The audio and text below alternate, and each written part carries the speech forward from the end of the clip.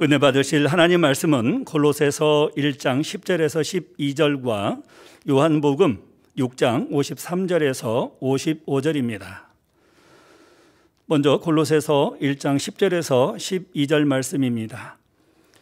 주께 합당히 행하여 범사에 기쁘시게 하고 모든 선한 일에 열매를 맺게 하시며 하나님을 아는 것에 자라게 하시고 그 영광의 힘을 좇아 모든 능력으로 능하게 하시며 기쁨으로 모든 견딤과 오래 참음에 이르게 하시고 우리로 하여금 빛 가운데서 성도의 기업의 부분을 얻게 합당하게 하신 아버지께 감사하게 하시기를 원하노라.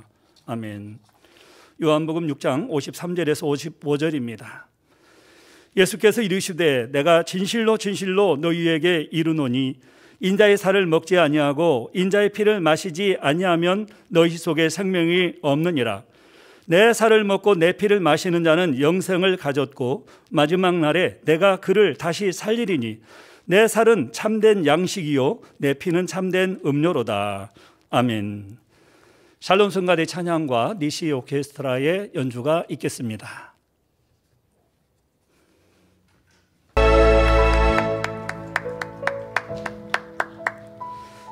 당회장 직무대행이신 이수진 목사님께서 하나님을 기쁘시게 하는 열매 제아의 말씀 증거해 주시겠습니다.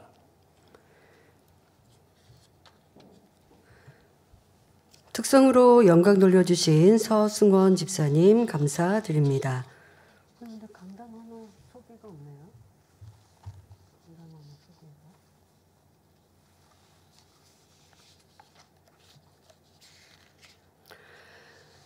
2022년도 전반기도 아버지 하나님 은혜 사랑 가운데 승리해 나왔습니다. 좋은 것 주신 아버지 하나님, 우리를 지키시고 보호하신 아버지 하나님께 감사와 영광의 박수 올려드립니다. 특성을 들으면서 성도님들하고 같이 함께 이 찬양을 다시 부르고 싶었습니다. 특성이 너무 큰 은혜 받았고요. 우리도 아버지 앞에 전반기를 이렇게 지켜주시고 보호해주신 그 은혜에 감사한 마음으로 그런 아버지 앞에 올려드리는 찬양이 됐으면 좋겠습니다. 함께 우리 찬양하실까요?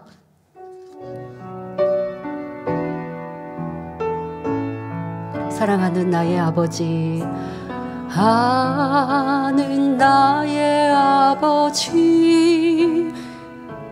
나를 보고 계신 아버지,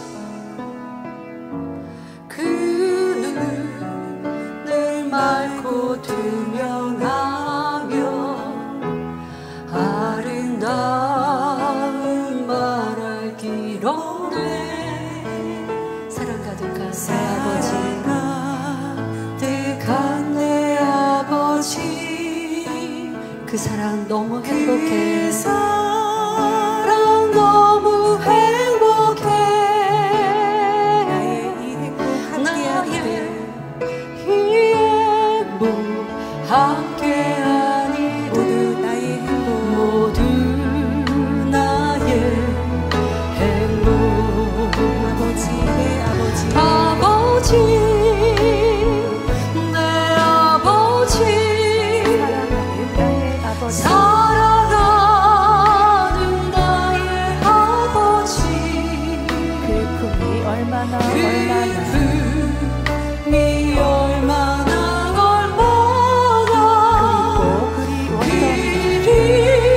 그립고 그리웠던가.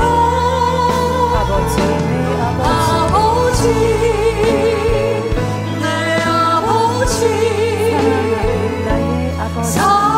사랑하는 나의 아버지, 그립고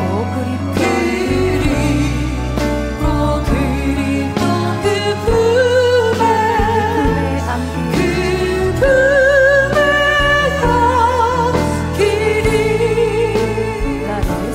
나를 사랑하시는 아버지, 나를 보고 그 사랑의 눈으로 우리를 바라보시고 보호하시고 지키신 아버지 하나님이십니다.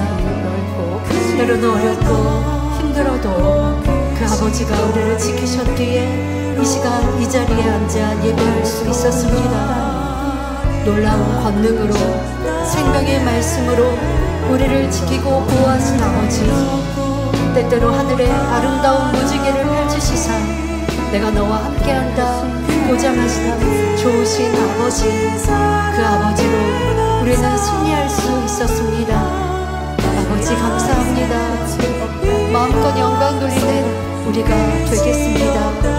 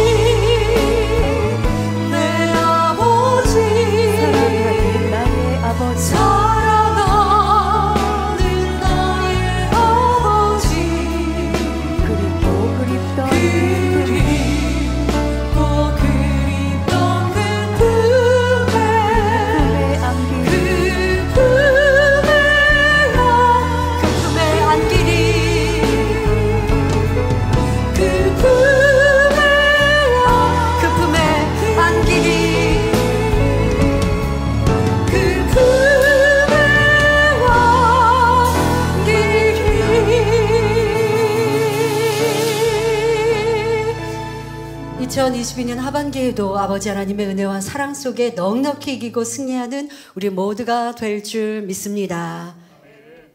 강단 헌화 소개합니다. 헌화자는 해외 지교회 성도님들입니다. 아무런 소망 없이 방황하고 있을 때 귀한 재단으로 인도하셔서 목자님을 알게 하신 은혜에 감사드립니다. 말씀에 순종함으로 가족 모두가 영혼이 잘 되고 지킴받을 수 있도록 축복해 주심에 감사드립니다. 늘 목자님의 마음으로 우리 지교회 성도들을 마음에 품어주시고 이끌어주시는 대행님께 감사드리며 불같은 기도로 충만한 신앙생활을 할 수 있도록 인도해 주신 원장님께도 감사드립니다. 신속히 변화되어 교회의 힘이 되기를 원합니다. 특별히 맥주 감사주의를 맞아 감사의 마음을 담아 강단 헌화를 드립니다. 네, 감사합니다. 어떤 성도님이 그런 말씀하십니다. 연단이 있을 때 전보다 지금이 더 큰 믿음으로 충만함으로 달려갈 수 있었음에 감사하다라고 고백하는 그런 고백을 들으면서 야, 저분 믿음 참 좋으시다라는 생각을 해보았습니다. 각자의 믿음, 각자의 신앙생활 또 행함에 따라 다르시겠죠. 아, 나는 연단의 때를 만나니 힘들어요, 어려워요, 믿음을 잃어버렸어요 하는 분들이 계시는가 하면 도리어 이때에 힘을 내서 또 앞서 그런 말씀하시는 거예요. 이렇게 여러 가지로 제안해 주시는 작정 다니엘 철학 원장님이 충만하게 인도해 주시죠.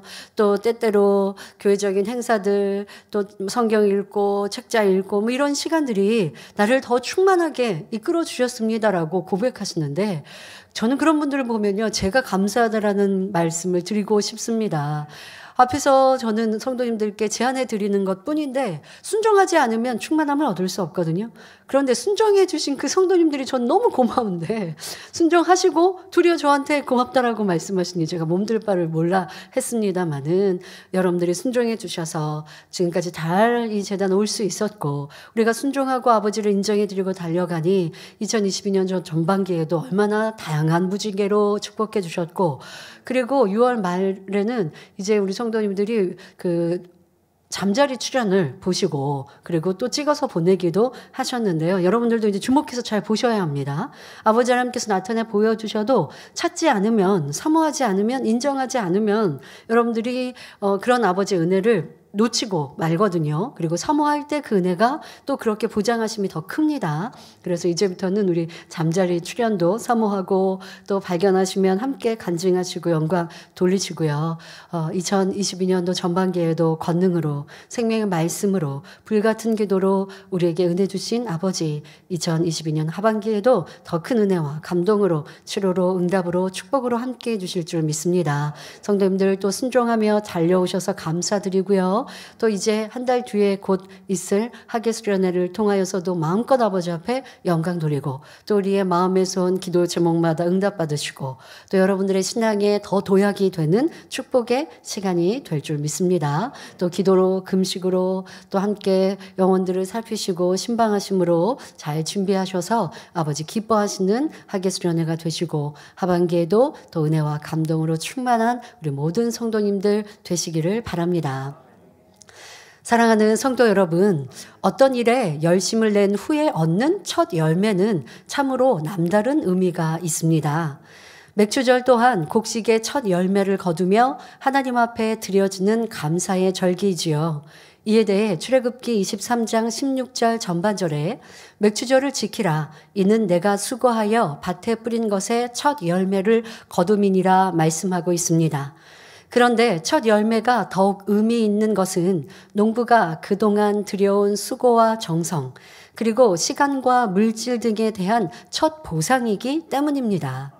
더욱이 그 열매들이 모두 최상품이라면 농부의 마음은 더할 나위 없이 기쁘지요. 인간 경작을 이루시는 아버지 하나님의 마음 역시 마찬가지입니다. 우리가 아버지 하나님을 닮아 거룩한 빛의 자녀가 되어 좋은 열매로 나왔을 때 하나님께서는 심히 기뻐하시며 위로를 받으십니다. 그러하기에 하나님께서는 마치 농부가 땅에 씨를 뿌리고 정성을 다해 가꾼 후 아름다운 결실을 기대에 찬 마음으로 기다리는 것처럼 인간 경작의 결실을 거두는 최고의 순간을 오래 참고 기다리며 우리를 불꽃 같은 눈동자로 살피시고 인도하고 계십니다. 오늘도 이러한 아버지 하나님의 마음을 느끼시며 말씀을 통해 하나님께서 원하시는 빛의 열매, 선의 열매, 의의 열매를 풍성히 맺어가는 성도님들이 되시기 바랍니다. 오늘은 맥추절을 맞아 1999년 맥추절에 하나님을 기쁘시게 하는 열매라는 제목으로 당회자님께서 증거하신 말씀을 전하고 성찬식에 참여하도록 하겠습니다. 사랑하는 성도 여러분, 하나님을 기쁘시게 하는 열매란 무엇일까요? 성도님들이 열심히 수고하여 얻은 여러 가지 열매, 예물, 충성, 봉사 등도 하나님께서는 기뻐 받으시지만 정말 중요한 것은 여러분 자신이 하나님 앞에 어떤 열매로 드려지는가 하는 것입니다. 하나님께서 진정 원하시는 것은 바로 여러분 자신이 사랑과 빛과 선과 의의 열매가 되고 성령의 열매를 맺는 것입니다. 그래서 본문 골로새서 1장 10절에 주께 합당히 행하여 범사에 기쁘시게 하고 모든 선한 일에 열매를 맺게 하시며 하나님을 아는 것에 자라게 하시고 말씀하신 것이지요. 이 말씀대로 여러분이 진리로 변화되어 선한 열매를 맺는 것이야말로 하나님께서 가장 원하시는 것이며 하나님을 기쁘시게 하는 열매입니다. 오늘은 하나님께서 기뻐하시는 열매를 맺기 위해서 우리가 어떻게 해야 할지 말씀을 통해 살펴보겠습니다. 첫째로 마음의 할례를 통해 마음밭을 옥토로 일궈야 합니다. 마태복음 13장 18절부터 23절에 예수님께서는 사람의 마음을 밭으로 비유하여 길가, 돌밭, 가시떨기밭, 옥토 4가지로 구분해 주셨습니다. 그런데 이 4가지 밭 중에서 씨앗이 옥토에 떨어졌을 때 잘 자라서 풍성한 열매를 맺을 수 있지요. 마찬가지로 말씀의 씨가 좋은 열매를 맺으려면 우리의 마음도 먼저 옥토로 개간되어야 합니다. 하나님께서 첫사람 아담을 지으시고 그 코에 생기를 불어넣으시자 아담은 생명, 곧 살아있는 영이 되었습니다. 원래 생명 아담의 마음은 옥토의 마음이었지요. 그런데 불순종이라는 죄를 짓고 어둠의 주관을 받으니 사람의 마음은 점차 비진리와 악으로 물들었고 옥토의 마음은 묵은 밭이 되고 말았습니다. 이러한 묵은 밭을 가지고는 아무리 말씀을 듣고 배워도 결코 선한 열매를 맺을 수 없습니다. 그래서 무엇보다 먼저 묵은 밭을 개간하여 옥토로 만드는 작업이 필요한 것이지요. 이렇게 마음을 옥토로 개간하는 작업이 바로 마음의 할례입니다. 신앙생활이란 마음의 할례를 통해 악은 모양이라도 버리며 주님의 거룩함을 닮아가는 과정이지요. 오늘날 많은 신앙인들이 하나님의 뜻대로 산다고 말하지만 정작 마음의 할례는 하지 않고 겉모습의 경건에 치우쳐 있는 것을 봅니다. 예수님 당시 바리새인들과 서기관들, 제사장들이 이런 부류의 사람들이었지요. 그들은 마음에 여전히 악이 있고 생각으로 죄를 지으면서도 겉으로는 거룩한 척하며 외식하는 표면적인 할례자들이었습니다. 그러나 우리의 마음과 중심을 다 아시는 하나님 앞에서는 아무것도 숨길 수 없다는 사실을 알아야 합니다. 자, 겉으로는 찬양하고 기도하고 충성하고 봉사하는데 마음에는 비질리가 가득해요. 그러면서 나는 신앙생활 잘한다 생각하고 있다면 어찌 하나님께서 그 영혼을 사랑하신다 하겠고 기뻐하시겠고 구하는 바를 응답해 주시겠습니까? 지금 말씀드린 그 예수님 당시에 외식하는 이들이 그리했고 또 현재의 신앙인들이 이런 착각 속에 빠질 때가 있어요. 교회 나가 예배합니다. 주여 주여 부릅니다. 찬양합니다. 두 손 들어 찬양하면 눈물도 나고요. 감동도 받습니다. 은혜도 임합니다. 그리고 문제는 세상에 나가 여전히 마음에 있는 악을 죄로 짓고 악을 바랍니다. 그리고 또 주일날 와서 회개해요. 이게 반복적인 모습입니다.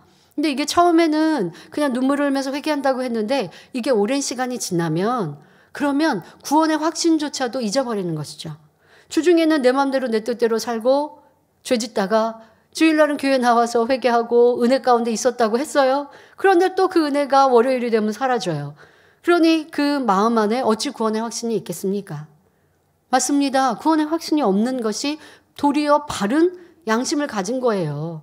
그런데 이 또한도 무뎌지면 나는 교회 나왔으니까 11조 했으니까 충성했으니까 봉사했으니까 구원받을 수 있어 라고 하지만 구원의 태도로 해서 점점점 멀어지고 있는 자신을 모를 수 있는데요. 그러면 어찌하라고요?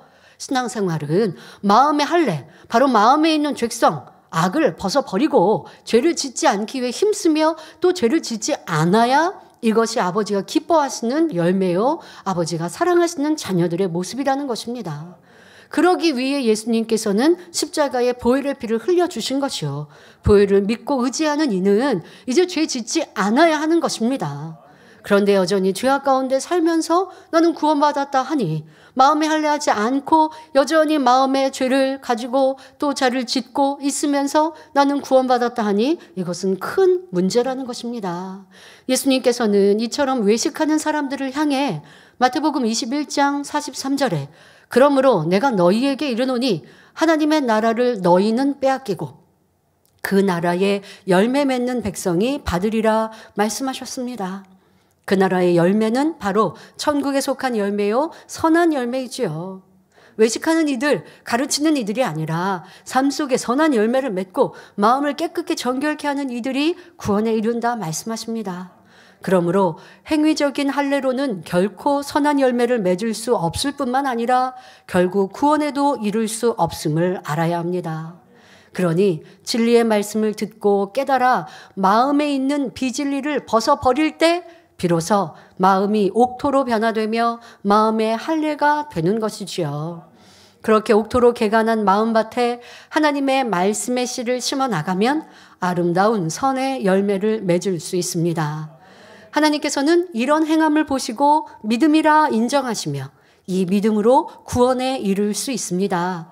따라서 하나님 앞에서는 표면적 할례, 즉 행위적인 할례가 참 할례가 아니라 마음의 할례가 참 할례인 것입니다. 우리 욥기를 듣고 있지 않습니까? 왜 욥을 연단하셨다고요? 욥은 행함으로는 행위적으로는 깨끗하고 정결하고 하나님을 힘써 경외하는 모습이었습니다. 그러나 마음 안에 깊은 내면에 있는 악을 깨닫지 못하였기에 아버지는 이 욥을 사랑하셔서 그를 온전케 하시고자 연단이라는 과정을 통해 참 마음의 할례를 하게 하셨던 것이지요. 마음의 할례를 해야만 하나님의 참 자녀로 변화될 수 있는 것입니다. 그러므로 성도님들은 은밀한 중에 보시는 하나님, 머리카락이라도 세시는 하나님, 외모가 아니라 중심을 보시는 하나님을 믿어 온전한 마음의 할례를 통해 하나님께서 기뻐하시는 열매를 맺으시기 바랍니다. 둘째로 아름다운 열매를 맺으려면 썩은 부분은 과감히 제하여 버려야 합니다. 어떤 농부가 한 그루의 포도나무를 재배한다고 가정해 보겠습니다. 어느 날 농부가 나무에 열린 포도송이를 보니 가운데 한 알이 썩어 있었습니다. 자, 이것을 본 농부는 어떻게 해야 할까요? 썩은 포도알을 재해 버려야 하지요. 썩은 포도알을 그냥 내버려 두면 주변의 다른 싱싱한 열매, 포도 열매들까지 함께 썩어 결국 포도송이 전체를 버려야 하기 때문입니다. 갈라디아서 5장 9절에 적은 누룩이 온 덩이에 퍼지느니라 하신 말씀대로 죄도 이와 같습니다. 자, 먼저는 우리가 지금 이제 여러분들에게 말씀드릴 건 우리 각자의 내 마음에 재해버려야 될 썩은 부분들, 이것이 무엇인가를 찾아 재해버려야 합니다만은, 자, 조직적으로도 그래야 합니다. 교회적으로도, 여러분들의 기관과 여러분들의 구역과 또 교구 안에서도 우리 안에 어느 순간에 이 누룩이 번지고 있지는 않은가? 이런 것들을 찾아서 재해버려야 하는 것이죠. 왜? 번지니까요. 주변에 함께 따라가니까요. 자, 우리는 오랜 시간 우리 입술에 있었던 판단, 정죄, 수근수근이란 이런 악에 대하여 죄에 대해서 여러 차례 권면하고 회개했습니다. 하나님은 그렇게 판단, 정죄하지 마라, 수근수근하지 말라 하셨는데, 그런데 연단의 때에 내 입술을 가만두지 못하고 수근수근하였고 판단하였고 정죄했던 이런 많은 죄들, 이게 번지지 않습니까? 왜? 말은 전하니까. 그러면 들은 사람이 거기서 딱 멈추고 엄히 경계하고, 그리고 자기에게서 멈춰야 되는데 또 그 말을 옆 사람에게 전해요. 그러니까 이거는 금방금방 둘이 넷이 되고 넷이 여덟이 되는 기하급수적으로 늘어나죠.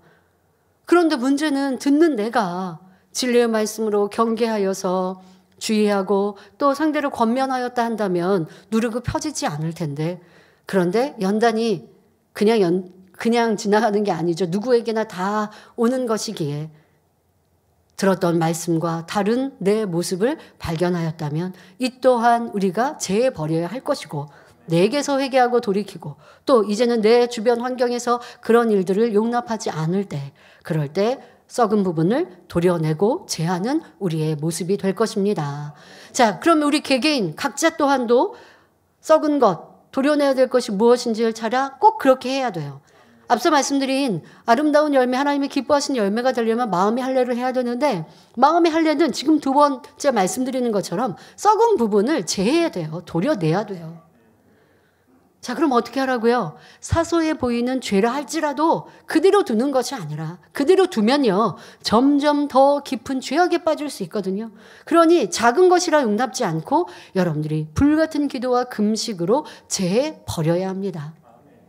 모든 것을 아시는 하나님께서는 자녀들이 사망의 길로 가지 않도록 항상 각 사람의 열매를 살피십니다. 자녀들에게 잘못된 부분이 있으면 지적이나 책망을 통해 또는 연단을 통해 자기의 악을 발견하여 그 악을 제하여 버리도록 인도하시지요. 이런 과정 없이는 본성 속의 악을 발견할 수도 없고 결국 새 예루살렘에 들어갈 수 있는 온영의 사람이 될 수 없기 때문입니다. 그러므로 지적이나 책망을 들을 때, 연단을 받을 때 불평하거나 낙심하지 말고 진정 감사함으로 받을 수 있어야 합니다. 비록 어린 소자가 지적한다 해도 그 말이 하나님의 말씀이요 진리라면 아멘으로 받을 수 있어야 합니다. 물론 지적이나 책망이 때로 마음 아프고 찔림으로 느껴질 수도 있습니다. 그러나 겸비한 마음으로 낮아진 사람이라면 자신의 살을 도려내는 아픔을 감수해서라도 자신의 잘못된 부분을 제하여 버립니다. 진정 영을 사모하는 사람은 지적하고 책망하는 사람에게 오히려 감사하고, 자신이 깨닫지 못하던 것을 발견했으니 신속히 버리려고 간절히 기도하지요. 그러나 안타깝게도 많은 사람들이 지적이나 책망을 받을 때 이러한 모습을 갖지 못하는 것을 봅니다. 지적이나 책망에 겉으로는 감사하다고 말하지만 속으로는 낙심해서 힘을 잃는다거나 마음에 불편한 감정을 가집니다. 때로 지적해주는 상대와 걸리고 그 사람을 멀리하는 경우도 있지요. 이런 사람은 설령 많은 일을 한다 해도 결국 아름다운 열매를 맺지 못합니다. 그냥 자기 열심으로 충성하고 있는 것이지 아버지 원하시는 영의 열매, 온영의 열매, 좋은 천국은 침노하지 못하는 것입니다. 이런 사람은 또한 신앙의 정체 속에 늘 제자리에 머물게 됩니다. 또 문제는 뭐냐? 나는 충성하는데, 나는 수고하는데 라고 하는 것에 가리워서 자기의 마음에 할례하지 못하고 내가 부딪히고 있고 불편하고 있고 서운하고 있고 감정 상하고 있고 충만했다가 떨어졌다 왔다 갔다 변개하고 있는 자신을 보지 못하죠. 그런데요, 교회 안에서 여러분들도 좀 서로 권면해주면 참 좋거든요. 지적하고 책망을 하는 것이 아니라 사랑의 말로 권면해주면 참 좋겠는데요. 교회 안에 이제 그런 것도 잘하지 않더라고요. 왜? 권면했을 때 상대가 기쁘게 받아서 고마워하고 발전된다면 권면하는 사람들 또 권면하는 횟수도 많아지고 또 그렇게 해서 더 발전되면 서로 도움을 받을 텐데 권면했더니 상대방이 싫어하거든요. 서운해하거든요. 감정하거든요. 시간이 지나서 나중에 얘기해요. 제가 그때 권면해 주신 거 마음에 받지 못하고 서운했어요. 그러면요, 사실 그런 얘기 들으면 나중에 누구한테 권면 못 해요. 근데 또 회개하시는 분은 또 회개한다고 이제 회개해야 하니까 회개하실 텐데요. 그러다 보니까 교회 안에요, 사랑의 권면 잘 없더라고요. 여러분, 누가 나를 권면하지 않는 것이 내가 온전해서 권면하지 않는 게 아니에요. 권면하면 싫어하니까. 그러니까 주변의 사람들 알아요. 저 사람한테 조금 상대가 듣기 싫은 말 하면 삐친다고. 그렇게 삐지니까 저 사람한테는 저 사람이 듣기 싫은 말은 하면 안 돼. 권면하면 안 돼. 그러니까 그 사람은 권면을 누구도 해주지 않으니까요. 자기 정체 속에 머물러 있어요. 그러면서 나는 잘하고 있다? 나는 잘났다 하고 있어요. 이게 더 무서운 거예요. 나는 그런 교만한 사람은 아닌가 살펴야 합니다. 지적과 권면, 책망을 잘 들으십시오 말씀드렸지만 문제는 누가 나를 지적하지 않고 권면하지 않거든요. 권면을 받을 수 있는 사람, 권면을 받았으면 기뻐하고 또 기뻐하였다면 명심해서 변화되어야겠죠. 그러한 우리가 되어집시다. 자, 책망받은 것을 중심해서 감사한다면 신속히 썩은 부분을 제하여 버리고 변화되어 아름다운 빛의 열매를 맺을 수 있습니다. 에베소서 5장 11절부터 13절에 너희는 열매 없는 어두움의 일에 참여하지 말고 도리어 책망하라. 저희의 은밀히 행하는 것들은 말하기도 부끄러움이라. 그러나 책망을 받는 모든 것이 빛으로 나타나나니 나타나지는 것마다 빛이니라 말씀하신 대로입니다. 이것이 하나님께서 자녀들을 연단하시는 이유이지요. 연단을 통해 잘못된 것을 발견하고 또 지적과 책망을 통해 모든 어둠의 일을 벗고 빛으로 나오도록 하시려는 것입니다. 그러므로 성도님들은 어떤 책망이나 지적을 들어도 자신의 부족함을 발견하여도 감사하며 신속히 어두움을 벗고 빛의 열매를 풍성히 맺으시기 바랍니다. 저는 어저께 캠프파이어를 준비하는 수고하는 일꾼들과 이제 식사를 했었는데요. 이제 무용팀들이 있죠. 무용 워십을 하는 팀들이. 그리고 또 그 워십을 지도하는 선생님이 계셨습니다. 서경애 권사님이 지도를 해 주시죠. 그런데 그 권사님이 그런 말씀을 하세요.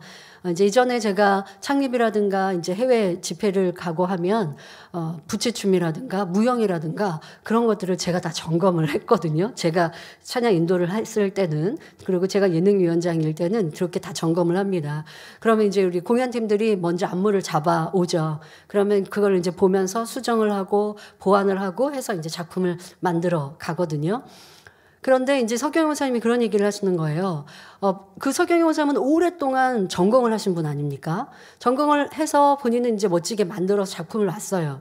그런데 제가 이제 감수를 하고 하면서 이렇게 수정을 하거든요. 그런데 권사님은 그 제가 수정을 하거나 하는 것들의 얘기를 들을 때, 목사님은 전공 안 하셨는데 라고 생각하시는 게 아니라, 목사님은 어떻게 이렇게 전공한 나보다 더 잘 보시고 말씀해 주실까라고 생각을 하셨다는 거예요.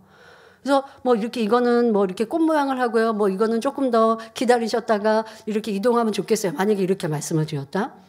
라고 할 때, 그걸 싫어하는 게 아니라, 전공자도 아니신데, 이거 전공을 해서 더 멋지게 만들었는데, 이런 의미가 있는데, 라는 게 아니라, 그렇게 수정을 하니까 더 좋은 작품으로 되어졌습니다. 그렇게 해왔던 시간들을 명심하면서, 그러면서, 이렇게 영적으로는 더 좋게, 육적으로 전공한 것, 그 이상의 것을 얘기해 주시는구나, 라고 생각하면서, 그리고 또 그 의미, 왜 이렇게 수정하세요 라고 하는지 그 의미를 마음에 기억을 해서 다른 거에 적용을 하셨다는 거예요. 그래서 제가 그 얘기를 들으면서 참 감사하더라고요. 그런데 제가 그런 오해의 얘기도 들었거든요. 아니, 왜 이수진 목사님은 왜 우리한테 하라고 해놓고 이렇게 하라 저렇게 하라라고 왜 보완하라고 얘기하시는지 그게 불편하고 싫었다. 이런 얘기도 들으면서 제가 좀 충격을 받은 적이 있었거든요. 근데 너무 상반되는 얘기를 하시는 거예요. 도리어 이분은 그 분야에 전공을 하셨고 정말 잘하는 분이신데도 그렇게 영적인 제안들에 대해서 영적으로 받으시고 그걸 육으로 기분 나빠하는 게 아니라 도움으로 더 발전의 얘기로 받으셨다라는 얘기를 들으면서 참 그런 사람은 점점 모든 것들이 성장하는데 나는 이런 의미로 이걸 했는데 왜 이걸 수정하라고 그러시지? 왜 이걸 바꾸라고 그러시지? 하고 기분 나쁘다. 어떤 사람은 서운하다. 왜 내가 하는 일을 왜 이렇게 감나라 배나라 하시지? 이렇게 얘기하면 저도 그 다음에는 그런 느낌을 받으니까 권면을 못 할 것이고 그러면 이제 알아서 잘하기를 이제 바라고 그러다 보면 점점 더 발전이 없게 되어지는 거죠. 나는 어떤 사람인가?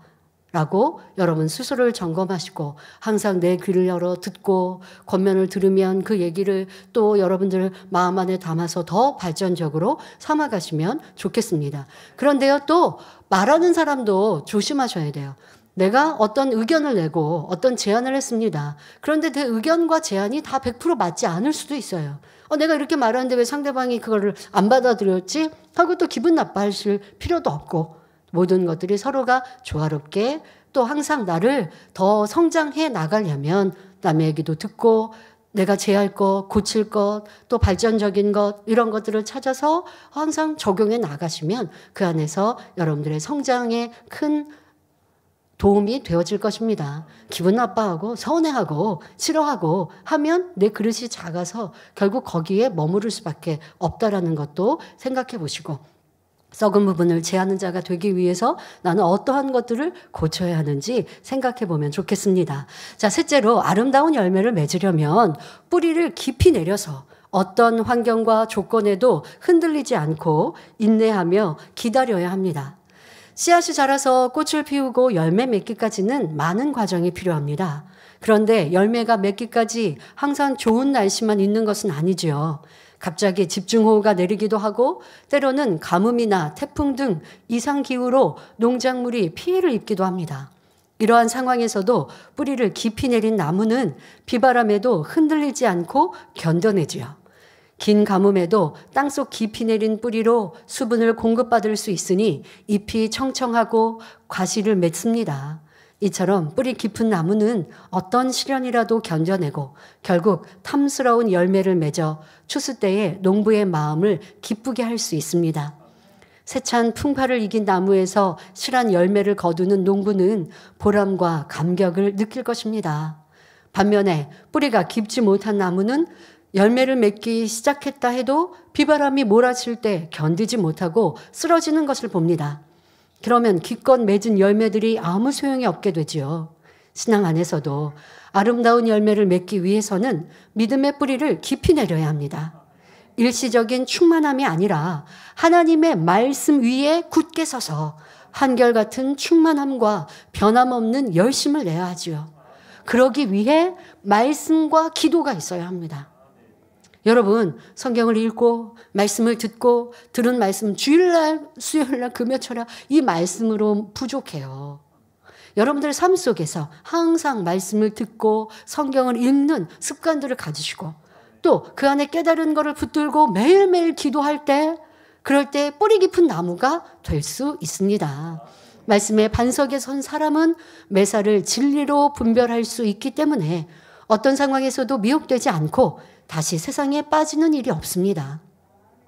또한 물가에 뿌리를 내린 나무가 시절을 쫓아 과실을 맺는 것처럼 신앙의 뿌리를 말씀에 둔 사람은 하나님이 기뻐하시는 열매를 맺습니다. 그런데 아름다운 열매를 맺으려면 한 가지 더 필요한 것이 있습니다. 바로 인내입니다. 농부가 씨를 뿌렸다고 해서 금방 열매를 얻는 것은 아닙니다.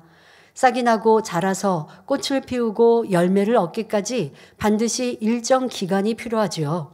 그러므로 현명한 농부는 가을이 되어 충실한 열매를 맺기까지 오래 참고 인내함으로 기다릴 줄 압니다.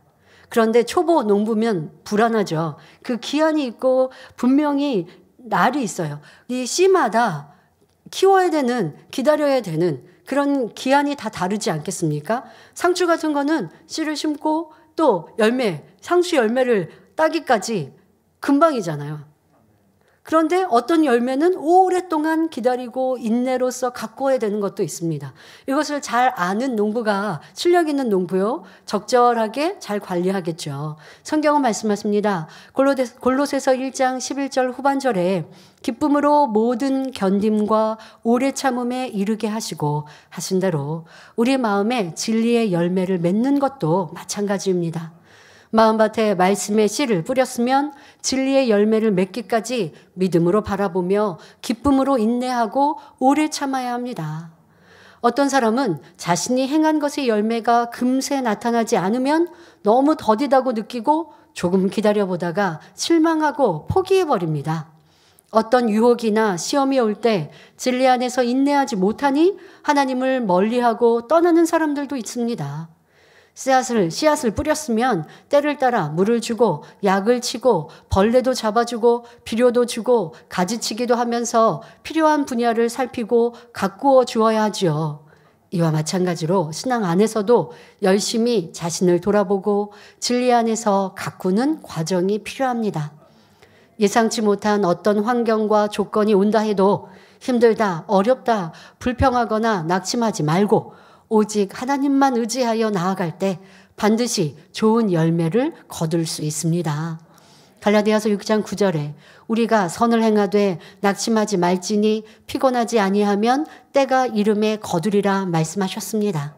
그러니 성도님들은 선을 행하되 낙심하지 말고 믿음으로 오래 참고 인내하여 때가 이를 때 진리의 좋은 열매를 맺을 수 있기를 바랍니다. 그런데 지금까지 말씀드린 하나님께서 기뻐하시는 열매를 맺는 방법은 다시 말해 열심히 인자의 살과 피를 먹고 마시는 것입니다. 요한복음 6장 53절에 예수께서 이르시되 내가 진실로 진실로 너희에게 이르노니 인자의 살을 먹지 아니하고 인자의 피를 마시지 아니하면 너희 속에 생명이 없느니라 말씀하셨습니다. 우리 안에 생명이 충만해야 탐스러운 열매를 맺을 수 있지요. 그러니 힘써 인자의 살과 피를 먹고 마셔야 합니다. 주님의 살을 먹는다는 것은 성경 66권 하나님의 말씀을 마음의 양식 삼는 것을 의미합니다. 시편 1편 2절에 복 있는 사람에 대하여 오직 여호와의 율법을 즐거워하여 그 율법을 주야로 묵상하는 자로다 하신 대로 우리가 하나님의 말씀을 듣고 읽으며 주야로 묵상하여 주님의 살을 먹어야 합니다.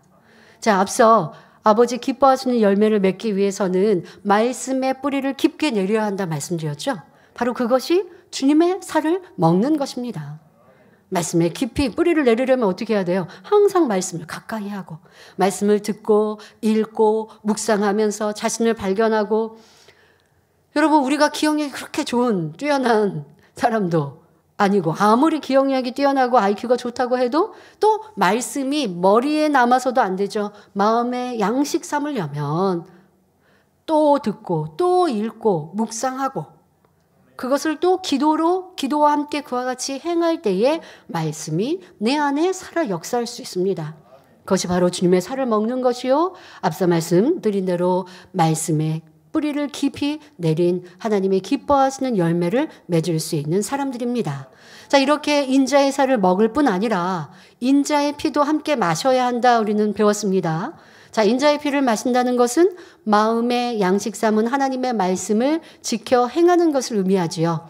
우리가 말씀을 지켜 행하여 죄인의 길에서 의의 길로 나아갈 때 어둠에서 빛으로, 악에서 선으로 나올 때 이것이 인자의 피를 마시는 것입니다. 우리는 성찬식에 참여하면서 아무런 죄 없으신 예수님께서 나의 죄 때문에 고통당하시고 결국 죽임당하신 그 사랑에 깊은 감사를 느낍니다. 진정 그 사랑을 안다면 어찌하든 주님의 마음을 닮은 참 자녀, 하나님께서 기뻐하시는 아름다운 열매가 되리라 다짐해야 하지요. 그러기 위해 힘써 인자의 살과 피를 먹고 마셔야 합니다. 그러므로 오늘 떡을 먹을 때 이는 주님의 살이요 하나님의 말씀을 마음의 양식 삼는 것임을 기억하여 더욱 진리를 사모하는 성도님들로 나오시기 바랍니다. 또 포도즙은 우리의 죄사함을 위해 흘리신 예수님의 피를 상징하며 주님의 피를 마신다는 것은 양식 삼은 하나님의 말씀을 지켜 행하는 것을 뜻한다 했습니다. 우리가 하나님의 말씀대로 행할 때 주님의 보혈로 우리의 모든 죄가 씻어지고 영생에 이르게 됩니다. 그러므로 오늘 포도즙을 마실 때 우리 주님께서 나의 죄를 사하시고 생명의 길로 인도하시기 위해 흘리신 보배로운 피를 마시는 것임을 기억하시기 바랍니다. 예수님의 십자가에서 그 손에서 떨어지는 핏방울을 담아 내가 오늘 주님의 피로 마신다라는 감동으로 임하실 때에 더 신속한 변화, 더 믿음의 삶으로 달려갈 줄 믿습니다. 주님의 피를 마시는 것은 죄사함을 위한 것이니 무엇보다 중요한 것은 누구든지 이 잔을 마시는 자마다 죄에서 떠나야 한다는 것입니다. 그것을 우리가 다시 한번 명심하기 위해 성찬 예식을 거행하는 것입니다. 항상 기억하는 주님의 십자가의 사랑이지만 성찬식을 통하여서 다시 한번 나의 죄 때문에 예수님이 그 모진 고난과 고초를 당하셨지. 내가 받아야 될 조롱을 예수님이 받으셨지. 왜? 이 죄 때문에. 죄는 그런 조롱과 고난, 고초와 죽음을 맞아야 하는 것이니 이제 이 죄에서 떠나야겠다 다짐하라고 예수님께서 이 성찬식을 거행케 하셨습니다. 그러니 성도님들께서는 성찬식에 참여하여 주님의 살을 먹고 피를 마실 때 우리 주님의 사랑과 은혜가 더욱 깊이 느껴지고 영생의 기쁨과 천국의 소망으로 가득하시길 바랍니다. 결론을 말씀드립니다. 사랑하는 성도 여러분, 성도님들은 예수님께서 우리를 대신해 나무 십자가를 지시고 우리의 죄를 사하시기 위해 보혈을 흘리신 것을 믿으십니까? 부활하시고 승천하셔서 하나님 보좌 우편에 계시다가 때가 되면 우리를 천국집으로 인도하기 위해 다시 오심을 믿으십니까? 이 사실을 확실히 믿는다면 성경 66권 말씀을 지켜 준행할 것입니다. 백보자 대심판이 있고 천국과 지옥이 있음을 믿는다면 어리석게 죄를 지어 지옥을 향해 갈 사람은 한 명도 없습니다.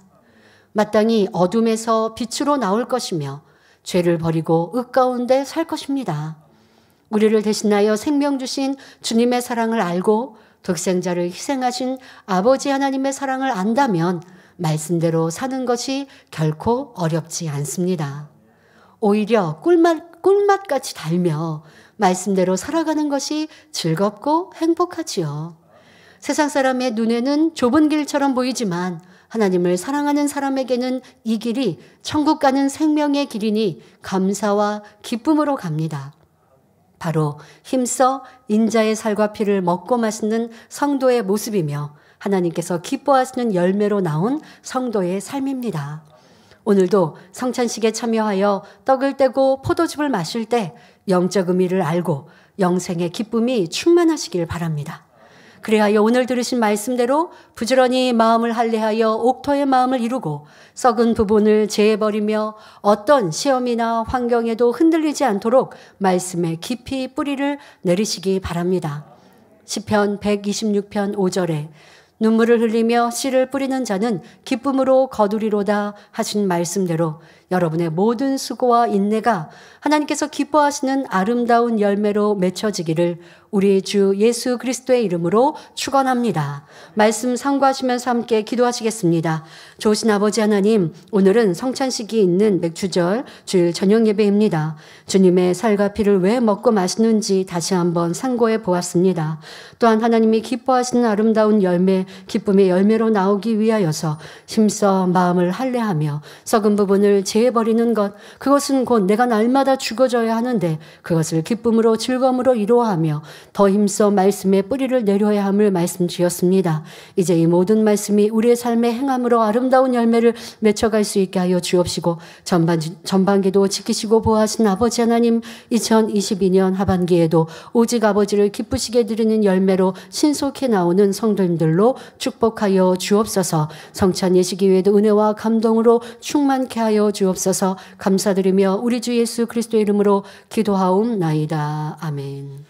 당회장인 환자 기도를 받겠습니다. 아픈 분들은 아픈 곳이나 연약한 곳에 손을 얹고 기도받으시고, 아프지 않으신 분들은 가슴에 손을 얹고 마음의 소원을 위해 믿음으로 기도받으시기 바랍니다. 할렐루야. 전능하신 사랑의 아버지 하나님, 이 시간 기도받는 모든 성도님들 위해 안수하여 주옵소서. GCN과 인터넷과 화상을 통해 기도받는 지교회와 지성전, 그리고 전세계 하나님의 자녀들 위에도 시공간을 초월하여 역사하여 주시기를 원합니다. 믿어지는 믿음을 주시고 부정적인 생각과 의심의 세력을 물리쳐 주옵시며 모든 시험 환난도 물리쳐 주옵소서. 머리부터 발끝까지 오장육부, 뼈, 마디마디, 온몸의 신경, 조직, 세포 등 아픈 곳마다 성령의 불로 태우시고 근본의 빛으로 역사하여 주옵소서. 예수 그리스도의 이름으로 명하노니 원수마귀 사단, 모든 질병, 균, 연약함아 물러가라. 빛이 여임하라. 모든 불치, 난치병도 성령의 불로 태워 깨끗하게 역사하여 주옵소서. 말라리아를 비롯한 모든 풍토병도 물리쳐 주옵소서. 감기, 기침, 열, 몸살, 독감 등 각종 유행성 질병도 다 물러가라. 어떠한 유행성 질병, 균도 틈타지 않게 지켜 주옵소서.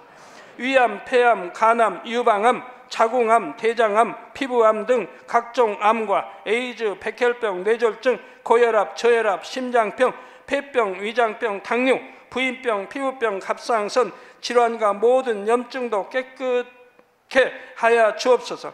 소아마비, 중풍, 관절염, 디스크도 온전케 하여 주옵소서. 요통, 두통, 신경통을 비롯한 모든 통증은 사라질지어다.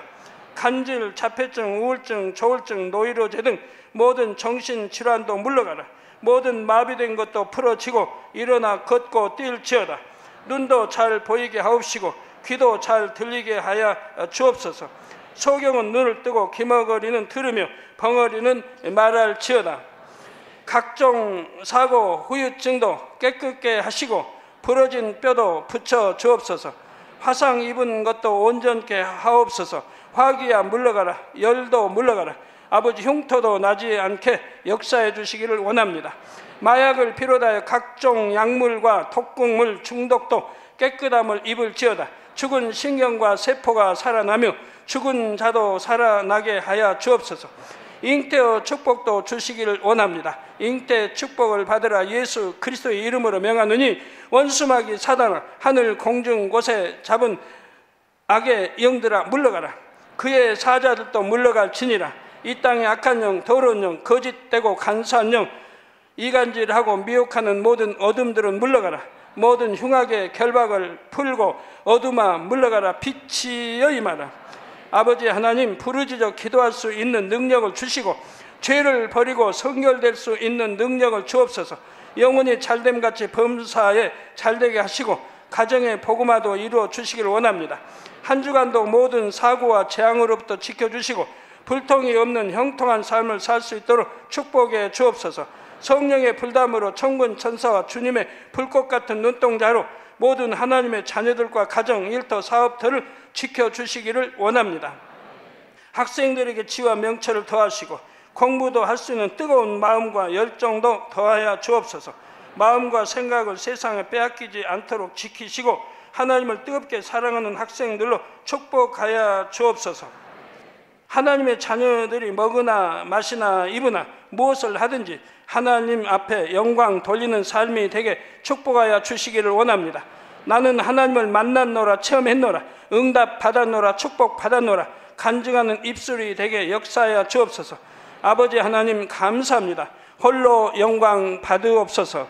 우리 주 예수 그리스도의 이름으로 기도하옵나이다.